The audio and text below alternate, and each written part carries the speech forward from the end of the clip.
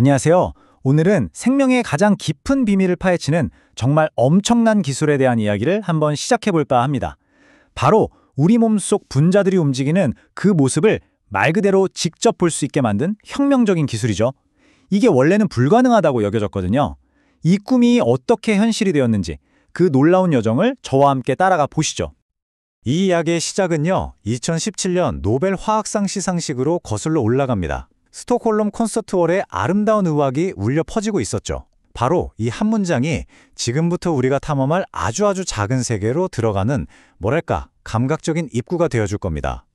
우리가 음악을 들을 때요, 사실 우리 귀에서는 전기 신호가 생기고 신경세포가 활성화되고 또 즐거움을 주는 분자들이 막 방출됩니다. 그러니까 이 모든 일들이 우리 감각이 닿지 않는 아주 작은 분자들의 세계에서 일어나고 있는 거죠. 과학의 오랜 꿈은 바로 이 보이지 않는 세계를 직접 보는 것이었습니다. 자, 한번 상상해 보세요. 만약에 그럴 수만 있다면 어떨까요? 우리가 생명이 작동하는 가장 근본적인 방식을 이해하게 되는 거고요. 나가서 질병의 비밀을 풀 수 있는 열쇠를 얻게 되는 거죠. 네, 이게 바로 오늘 이야기의 핵심입니다. 분자가 대체 얼마나 작은 건지 감이 잘 안 오시죠? 이 비유를 한번 들어보세요. 여러분 귀 속에 있는 아주 작은 감각기관 하나를요, 이 거대한 스톡홀름 콘서트홀 크기만 하게 확대했다고 상상해 보는 겁니다. 정말 어마어마한 스케일이죠? 근데 더 놀라운 건 뭔지 아세요? 그렇게 거대하게 확대한 콘서트홀 스케일에서조차 여러분 손에 들린 악보에 찍힌 쉼표, 그 작은 쉼표 하나에 단백질 분자가 수백 개나 들어간다는 사실입니다. 분자는 정말 우리의 상상을 초월할 정도로 작은 존재인 거죠. 사실 분자를 볼 수 있는 도구, 그러니까 전자현미경은 거의 100년 전에 발명이 됐어요. 그런데 말이죠, 이게 살아있는 생명체를 들여다보는 데에는 아주 근본적인 결함이 있었습니다. 그래서 이 꿈을 실현하기까지는 수십 년의 세월이 걸렸고 넘을 수 없어 보이는 장벽들이 가로막고 있었죠. 과학자들이 마주했던 세 가지 큰 장애물이 바로 이겁니다. 첫째, 현미경 내부는 진공 상태인데 이러면 시료가 그냥 바싹 말라붙어서 망가져버려요. 둘째, 관찰에 쓰는 전자빔이 너무 강력해서 아주 섬세한 시료를 태워버렸습니다. 그래서 그럼 얼리면 되겠다 싶었는데 셋째 문제가 터진 거죠. 물이 얼면서 생기는 그 뾰족한 얼음 결정들이 미로처럼 전자의 길을 막아버려서 이미지가 그냥 새까맣게 나와버렸습니다. 바로 이 지점에서 우리의 첫 번째 영웅 자크 뒤보시에가 등장합니다.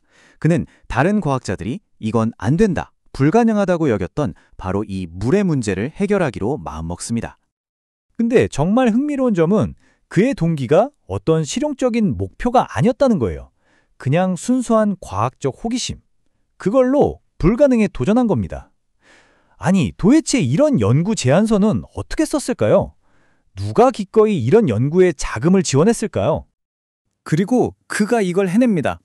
영하 200도에서 물을 아주 순간적으로 얼려서 얼음 결정이 생길 틈 자체를 주지 않는 이른바 유리 상태의 물을 만들어낸 거죠. 이건 마치 분자의 세계를 왜곡 없이 들여다볼 수 있는 완벽하게 투명한 창문을 발명한 것과 같았어요. 듀보스의 발견은 그야말로 연쇄적인 혁신의 시작점이었습니다. 곧이어 리처드 핸더슨이 이 기술로 원자 수준의 이미지를 얻을 수 있다는 잠재력을 딱 증명해냈고요. 그리고 요아킴 프랑크가 마지막 퍼즐 조각을 맞추면서 이 모든 것을 완성시켰습니다.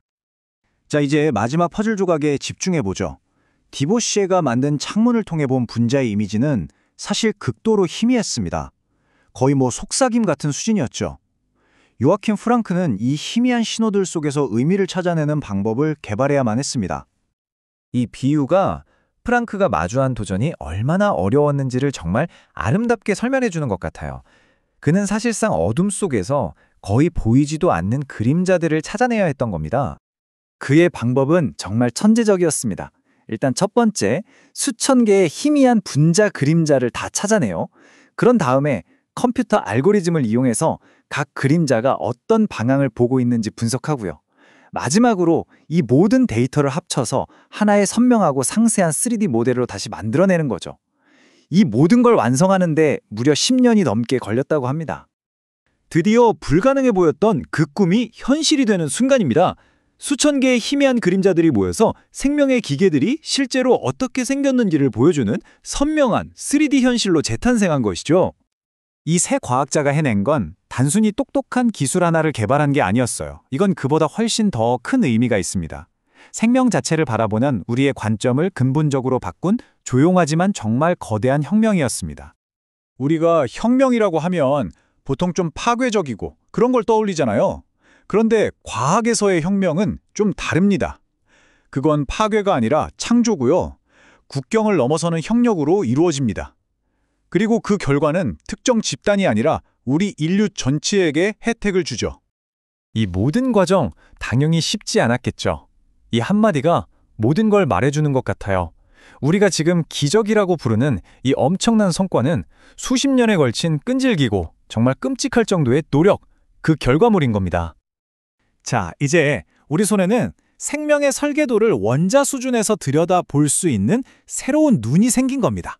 덕분에 우리는 코로나19 바이러스의 스파이크 단백질이 어떻게 생겼는지, 항생제의 내성을 가진 박테리아는 어떻게 작동하는지 직접 볼 수 있게 됐죠.